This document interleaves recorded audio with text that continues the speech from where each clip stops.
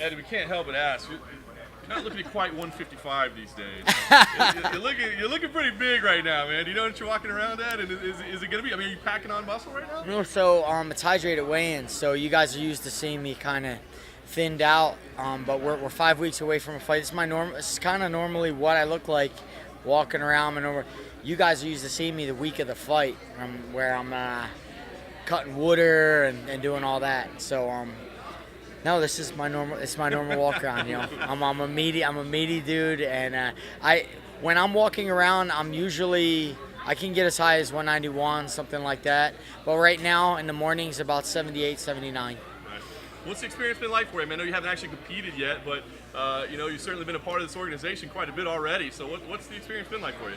I have, and I've already went over and visited twice. I went to the Singapore live show. I went to I visited Tokyo, and that was a huge homecoming and welcoming because I fought in Tokyo in 2006.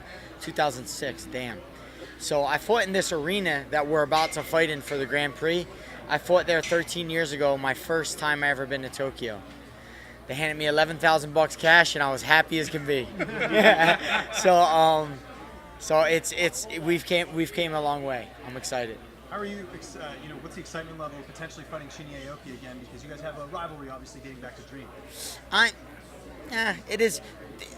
I have trouble talking about that because I personally don't feel like he's gonna win against Edward Fulliong. I think it's a good style matchup for Edward, and he's already beaten him. So I don't want to speak about someone who is not going to be champion, or I don't feel is going to be champion.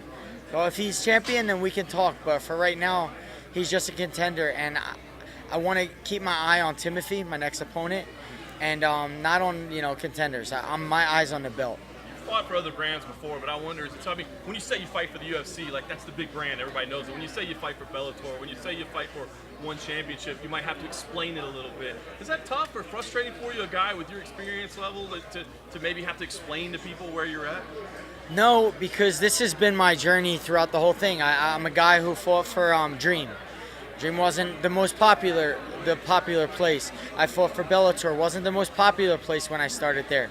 I was never concerned about the stage that I fought on. I just wanted to put on good fights and have whatever fans, my hardcore fans who understood fighting, that they knew I dumped my heart and soul into it, that they would follow me no matter what stage. Didn't matter what the three letters were. If I was fighting on a stage, that they would tune in and watch me. So I don't expect any different of behavior me going to one championship. A real fan of fighting will follow a fighter anywhere, and I believe that. And we've already proven it. How many fighters have reached out to you just seeing the moves you've made, especially with the timing of what's happening in the lightweight division of the UFC? Not just me, but to one championship alone, hundreds. You guys are gonna. I'm not, and I don't want to sound like he joined one and now he's about one. It's not about that. There's a serious shift going on, and no one's allowed to talk about this shift. And let's keep it quiet. And hey, what do you think I can get here, and how much you think I can get?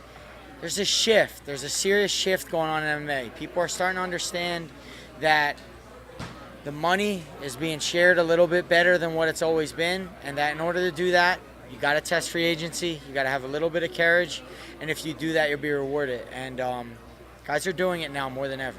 Is it a money thing, or is it the fact that the UFC are perhaps, it's becoming the entertainment era, right? There's interim belts all the time. There's sort of super fights all the time. Is it that's upsetting fighters, do you think, or is it just a money situation? I honestly think it's a little bit of both, right? I'm embedded in the underground and the fans, right? What do I hear about fans? Hey, I don't know anybody on this card. This card's coming up. I have no one. I have no emotional interest in this next card. I don't care who's on it. I'm not watching it. That's not good. It's not good. I'm a fan of fighting. I watch the UFC. I watch Bellator. I watch everything. I hear what people are saying, And when I went to Singapore, I sincerely seen something special. It felt like when I first watched Pride, and I went, holy shit, this feels right. This feels like the production feels right. The beat of the drum throughout the whole single fight, boom, boom. It's It's something special, and you're not going to be able to experience unless you take the trip there live, or when they come here, you'll understand what I'm talking about. You're wearing the Phillies hat. I got to ask, Bryce Harper. Huge deal, huh? Do you think it's too much, a little restrictive, if you're the Phillies? No such thing as too much for an athlete. You're never going to hear me saying athletes getting too much money. You're not going to hear that out of my mouth. What's the biggest incentive besides, the monetary compensation? Because that's a lot of travel. That's a rigorous schedule. What's the what? I'm sorry. The biggest incentive besides, the better pay. For me personally, everybody's going to have their own incentives, but yeah, money. We're prize fighters. I want to make a lot of money while I do this. I've taken a lot of beatings. I've been in a number of fights, and I already feel I'm an advocate for fighters. I already feel like we're all severely underpaid. So everybody needs to get paid more, and every promoter needs to share more. People are making billions now. It's not the same. Shouldn't be win and show, and here's your 10 and 10, and it's bullshit. You're making billions. You have to share. Not only that, my incentive personally is I've had the Bellator title a number of times, a couple times. I've went to the UFC. People told me, hey, you can't make it on the big show, or you can't beat these guys. Proven. It's not about being popular. It's about being a good fighter. Neither one have anything to do with each other. You could be popular, but the best fighters in the world are unknown. They're in the jungles of Brazil. They're in the foothills of Dagestan. You don't know them. I've been in gyms where I got my ass whooped by these guys. Got my fucking ass handed to me. And I said, how do you pronounce that guy's name? So they're everywhere. They're all over the world. It's not about the stage or the UFC, MFC, whatever FC. It's not about the stage. It's about the fighters. Great fighters are everywhere. But Eddie, sorry to interrupt. I heard you say the other day that you weren't a big fan of interim belts and stuff, but you want fighters to be paid more. Do fighters not get more money when they have an interim belt? Do they not get the champions pay-per-view cut? From my personal understanding, and it's going to be argued because nobody knows. Nobody knows, right? You say, oh, that's BS. You don't know what he's talking about. From what I know, every situation I've been in, it's a substitution and not pay more. If I know a guy has an ego, he's a little bit insecure, most fighters are, and I don't want to pay him, I say, hey, what do you think about a world title, buddy? And a young kid who don't know anything goes, oh my God, I could be UFC champion, or I can be Bellator champion, or I could be champion, and then they go, their mind gets clouded. They don't even care about money anymore. They don't even think about money. We all need to wake up. Fighters included, media, fans, everyone needs to wake up and go, bullshit. Fucking bullshit. We all know it is. Everybody peeks around and doesn't whispers bullshit, but we need to call bullshit. We need to say, just pay the guy. Just pay him money. Do something for him besides a ranking, besides a belt that you're going to strip him of in 2 months. Do something for him monetarily, besides all these other things that equal no value. So when you see Tony Ferguson turning down, Thank you.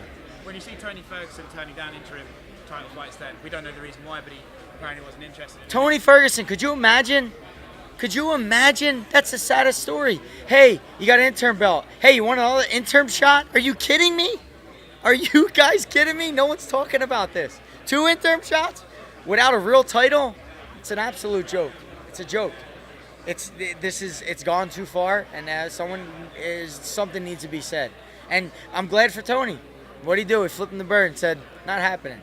I want the real belt," and he deserves it. He deserves a shot. So it's good that fighters are speaking up now and saying things.